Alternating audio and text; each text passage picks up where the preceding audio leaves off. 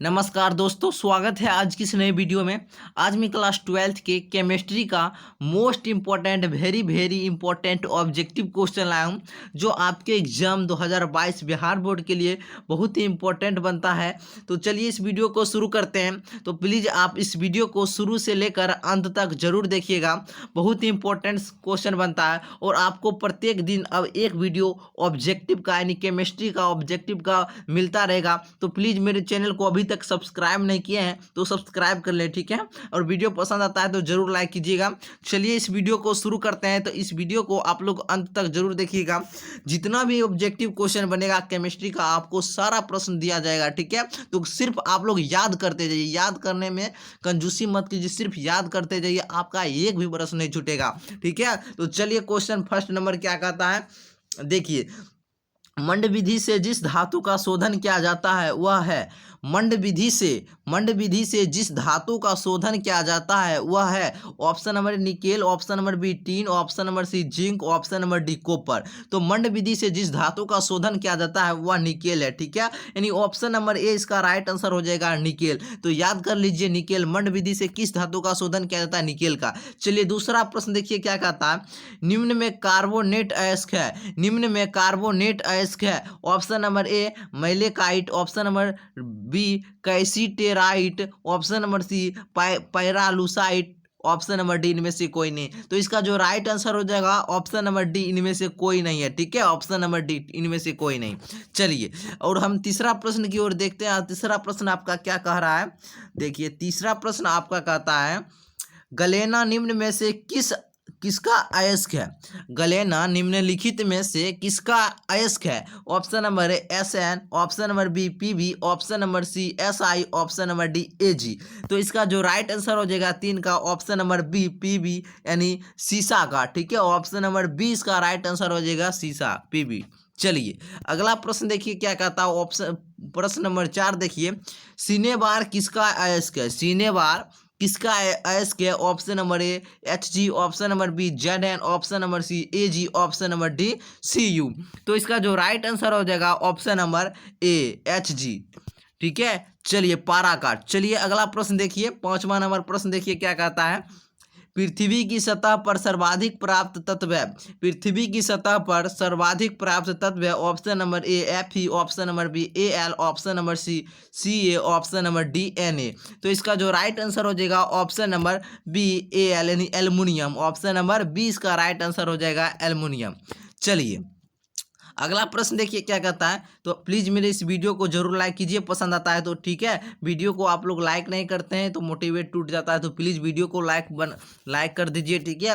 चलिए स्मेल्टिंग में धातु के ऑक्साइड के अवकरण में संयुक्त है, स्मेल्टिंग में धातु के ऑक्साइड के अवकरण में संयुक्त है। ऑप्शन नंबर एक C, option number C O, option number C M G, option number D A L. तो इसका जो राइट आंसर हो जाएगा ऑप्शन नंबर ए यानी सी यानी कार्बन का, ठीक है। ऑप्शन नंबर ए इसका राइट आंसर हो जाएगा कार्बन। चलिए आप लोग याद करते जाइए सारा प्रश्न को, आपका एक भी प्रश्न नहीं छूटेगा, ठीक है।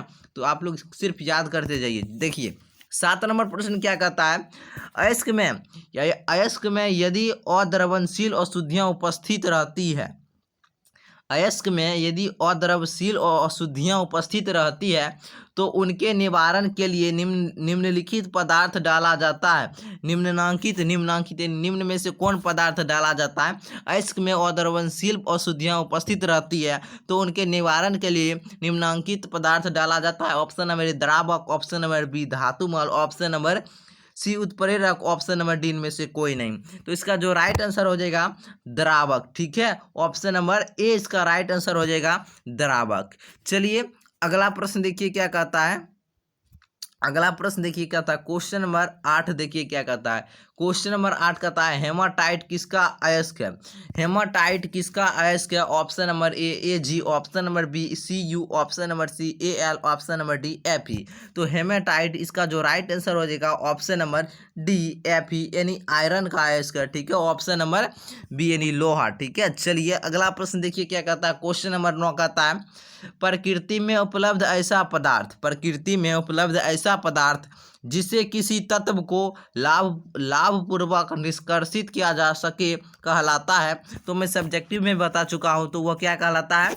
अयस्क कहलाता है। ऑप्शन नंबर 20 का राइट आंसर हो जाएगा अयस्क, जिसे जिसे हम आसानी से प्राप्त कर ले, जिसमें कोई खर्च ना लगे, ठीक है, तो उसे हम अयस्क कहते हैं। ठीक है, चलिए हम सब्जेक्टिव भी क्वेश्चन करा रहे हैं, तो सब्जेक्टिव को भी याद करते रहिए। ठीक है, जितना ऑब्जेक्टिव महत्वपूर्ण है उतना सब्जेक्टिव भी महत्वपूर्ण है। ठीक है, तो आप लोग सब ऑब्जेक्टिव प्लस सब्जेक्टिव दोनों याद रखें। तो मैं अभी 5 तक सब्जेक्टिव में क्वेश्चन बना चुका हूं, तो छठा प्रश्न आपको जल्दी मिल जाएगा। ठीक है, तो वह भी क्वेश्चन केमिस्ट्री का भी सब्जेक्टिव का भी आप मिलेगा। ठीक है, तो आप लोग सारा प्रश्न को याद रखें। ठीक है, धातुओं के शुद्धिकरण की सबसे उत्तम विधि है। धातुओं के शुद्धिकरण की सबसे उत्तम विधि है। धातुओं के शुद्धिकरण की सबसे उत्तम विधि कौन सा है? देखिए, ऑप्शन नंबर 1 कहता है आसवन, ऑप्शन नंबर बी कहता है विद्युत अपघटन, ऑप्शन नंबर सी कहता है प्रोगलन, ऑप्शन नंबर डी कहता है ऊर्ध्वपातन। ठीक है, तो इसका जो राइट आंसर हो जाएगा ऑप्शन नंबर बी विद्युत अपघटन। ठीक है, ऑप्शन नंबर क्या इसका राइट आंसर हो जाएगा? ऑप्शन नंबर बी विद्युत अपघटन। धातुओं के शुद्धिकरण की सबसे उत्तम विधि है विद्युत अपघटन। चलिए 11 नंबर प्रश्न देखिए, निम्नलिखित में से किस धातु का निच्छालन साइनाइड विधि द्वारा किया जाता है? निम्नलिखित में से किस धातु का निच्छालन साइनाइड विधि द्वारा किया जाता है? Option number A sodium, option number B silver, option number C aluminium, option number D copper. तो इसका जो राइट आंसर हो जाएगा ऑप्शन नंबर बी सिल्वर। ठीक है, ऑप्शन नंबर 20 का राइट आंसर हो जाएगा सिल्वर। तो वीडियो को अंत तक बने रहिए। ठीक है, वीडियो को छोड़िए नहीं तो आप लोग क्वेश्चन को मिस कर जाएंगे। तो प्लीज आप लोग सब प्रश्न को याद करते रहिए। निम्नलिखित अभिक्रिया धातु के शोधन की किस विधि से संबंधित है? निम्नलिखित अभिक्रिया धातुओं के शोधन की किस विधि से संबंधित है? तो देखिए, इस अभिक्रिया है Ti+2 यानी इसको 500 केल्विन ताप पर गर्म किया और 500 केल्विन ताप पर गर्म कराया TiI4, फिर इससे प्राप्त हुआ Ti2I2। इसका जो राइट आंसर हो जाएगा ऑप्शन नंबर 20 का राइट आंसर हो जाएगा वन आर्केल विधि द्वारा। ठीक है, निम्नलिखित अभिक्रिया धातु के शोधन की किस विधि से संबंधित? यह अभिक्रिया किस विधि से संबंधित है? तो वन आर्केल विधि से संबंधित है। ठीक है, वन आर्केल विधि से। तो चलिए अगला प्रश्न देखिए क्या कहता है। 13 नंबर प्रश्न देखिए क्या कहता है, निम्नलिखित में से कौन सा यौगिक एल्युमिनियम का अयस्क है? निम्नलिखित में से कौन सा यौगिक एल्युमिनियम का अयस्क है? तो इसका जो राइट आंसर हो जाएगा option number D Al2O3 × 2H2O। ठीक है, ऑप्शन नंबर डी इसका राइट आंसर हो जाएगा Al2O3 × 2H2O। चलिए 14 नंबर प्रश्न देखिए क्या कहता है, अयस्कों के सांद्रण की फैन यानी झाग प्लवन विधि कौन से अयस्कों के लिए प्रयुक्त होती है? अयस्कों के सांद्रण की फैन प्लवन विधि कौन से अयस्कों के लिए प्रयुक्त होती है? तो इसका जो राइट आंसर हो जाएगा ऑप्शन नंबर बी यानी सल्फाइड अयस्कों के लिए लागू होता है। ठीक है, यानी अयस्कों के सांद्रण के लिए फैन उत्प्लवन विधि में सल्फाइड अयस्कों का सांद्रण किया जाता है। ठीक है, चलिए अगला प्रश्न देखिए क्या कहता है।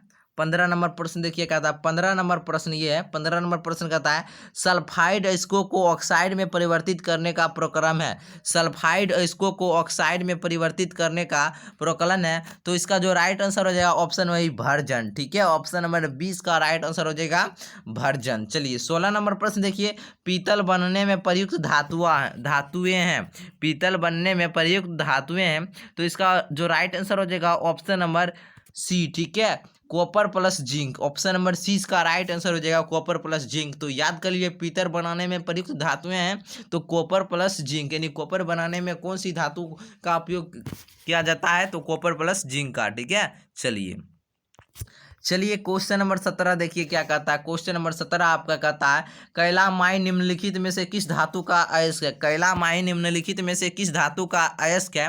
तो इसका जो राइट आंसर हो जाएगा ऑप्शन नंबर सी जिंक यानी Zn का। ठीक है, ऑप्शन नंबर सी इसका राइट आंसर हो जाएगा जिंक का। चलिए याद कर लीजिए। चलिए 18 नंबर प्रश्न देखिए, Al2O3 के विद्युत अपघटन में Al प्राप्त करने की विधि है। Al2O3 के विद्युत अपघटन में एल्युमिनियम प्राप्त करने की विधि है। तो इसका जो राइट आंसर हो जाएगा ऑप्शन नंबर सी, हॉल हेराल्ट प्रक्रम। ठीक है, हॉल हेराल्ट प्रक्रम। चलिए याद कर लीजिए। चलिए अगला प्रश्न देखिए, 19 नंबर प्रश्न आपका कहता है, निम्नलिखित में से किसके धातु क्रम में थर्माइट विधि का प्रयोग किया जाता है? निम्नलिखित में से किसके धातु क्रम में थर्माइट विधि का प्रयोग किया जाता है? Option number A Ag, option number D Pb, option number C Fe, option number D Cr। तो इसका जो राइट आंसर हो जाएगा ऑप्शन नंबर डी Cr, यानी क्रोमियम का। ठीक है, ऑप्शन नंबर डी इसका राइट आंसर हो जाएगा क्रोमियम। चलिए 20 नंबर प्रश्न देखिए, निम्नलिखित में कौन सा धातु साधारण तापक्रम पर द्रव होता है? तो इसका जो राइट आंसर हो जाएगा ऑप्शन नंबर बी, पारा। ठीक है, ऑप्शन नंबर 20 का राइट आंसर हो जाएगा पारा। चलिए 21 नंबर प्रश्न देखिए क्या कहता है। 21 नंबर प्रश्न कहता है आपका, निम्नलिखित में कौन सी धातु प्रकृति में मुक्त अवस्था में पाई जाती है? निम्नलिखित में कौन सी धातु प्रकृति में मुक्त अवस्था में पाई जाती है? Option number A sodium, option number B लोहा, option number C zinc, option number D सोना। तो इसका जो राइट आंसर हो जाएगा ऑप्शन नंबर डी सोना, इसका राइट आंसर हो जाएगा सोना। याद कर लीजिए। चलिए और आज का लास्ट प्रश्न है 22 नंबर। ठीक है, चलिए जारन का मुख्य कार्य है ऑप्शन नंबर ए उड़नशील अशुद्धियों को हटाना, ऑप्शन नंबर बी ऑक्सीकरण, ऑप्शन नंबर सी अवकरण, ऑप्शन नंबर डी धातुमल बनाना। तो जारन का यानी जारन या भर्जन का मुख्य कार्य क्या है? तो इसका जवाब मेरे आप कमेंट बॉक्स में दीजिएगा। इस प्रश्न का जवाब क्या होगा? ठीक है, इस प्रश्न का जवाब क्या होगा तो मेरे कमेंट बॉक्स में जरूर दीजिएगा।